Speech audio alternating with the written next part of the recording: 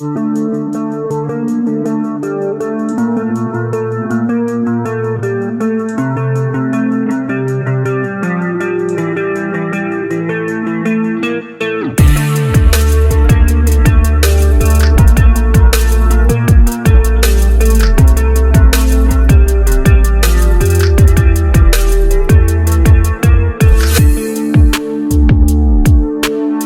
my friends, welcome to my Energy Economist channel.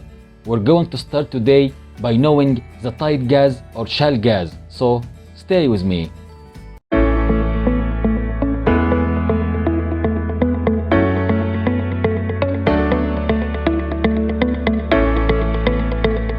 In conventional fields, gas moves easily through the permeable host rock and naturally moves toward wells and up to the surface because of pressure differences.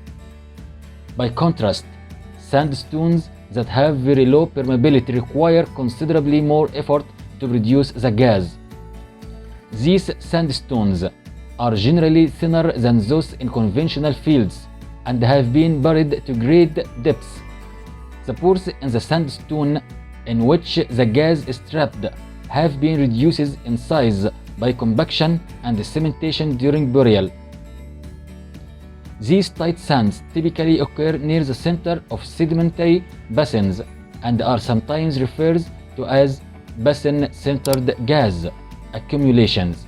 Production of gas from tight sands requires extensive and complex drilling. Because each well produces relatively small volumes of natural gas, many wells must be drilled.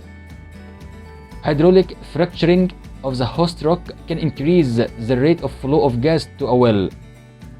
Although basin-centered gas accumulations can occur over very wide geographic areas, production is generally from limited regions of a basin. The geologic nature of these so-called sweet spots is debated as to whether they are regions with enhanced permeability created by natural fractures in the rock or are buoyancy traps similar to conventional gas fields.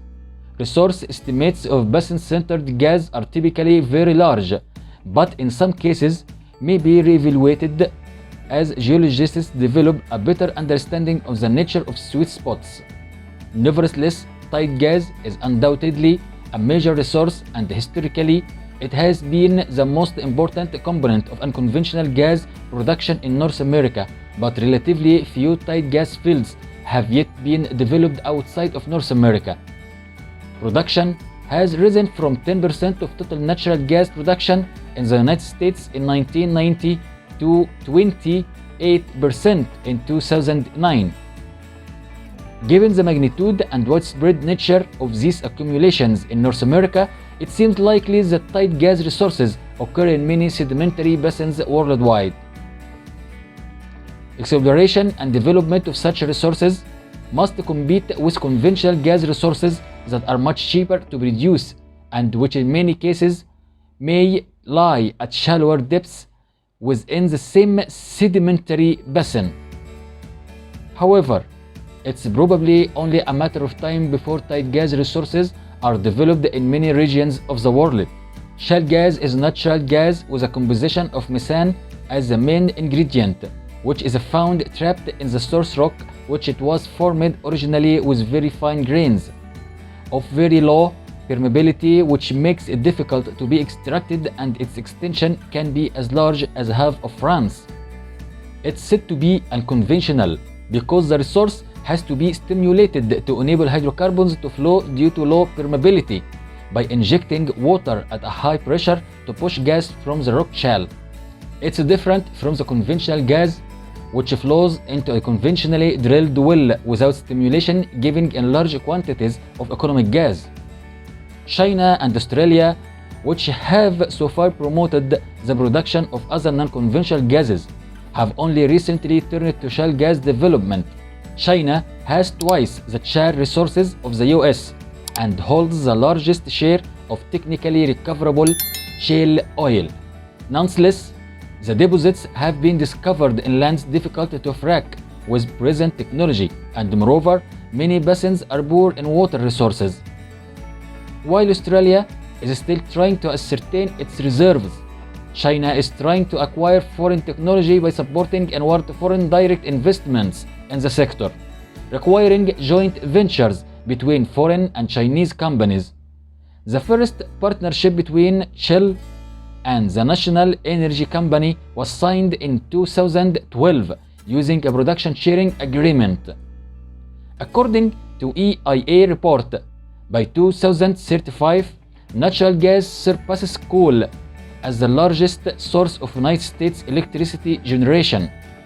The report anticipated that the share of electricity generated from natural gas grows steadily so that natural gas plants account for more than 70% of all new capacity. In this situation, shale gas provides the largest source of growth in United States natural gas supply. The possibility of cheaper and cleaner energy from shale gas has prompted interest from governments around the world. If it can achieve the necessary innovations for tapping perhaps the largest shale gas reserves in the world, China may be able to reduce its dependence on coal and shift to a lower carbon economy. European countries such as the United Kingdom are also exploring the possibility of exploiting shale gas. However, caution is warranted. The large deployment of fracking technology faces significant hurdles outside of the United States context. China's nascent industry is plagued by technical bottlenecks, lack of adequate water supply, and poor infrastructure.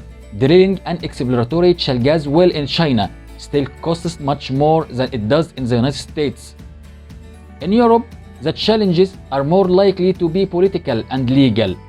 Unlike in the United States, European landowners don't automatically own the rights to extract the resources from the ground beneath their property, making the building of new extraction plants fraught with political difficulties.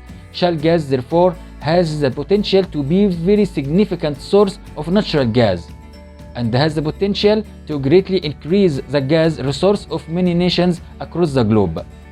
Potentially falling gas prices due to increased production, increased demand for gas due to increased adoption of natural gas to produce energy, and reduced production costs due to technological development.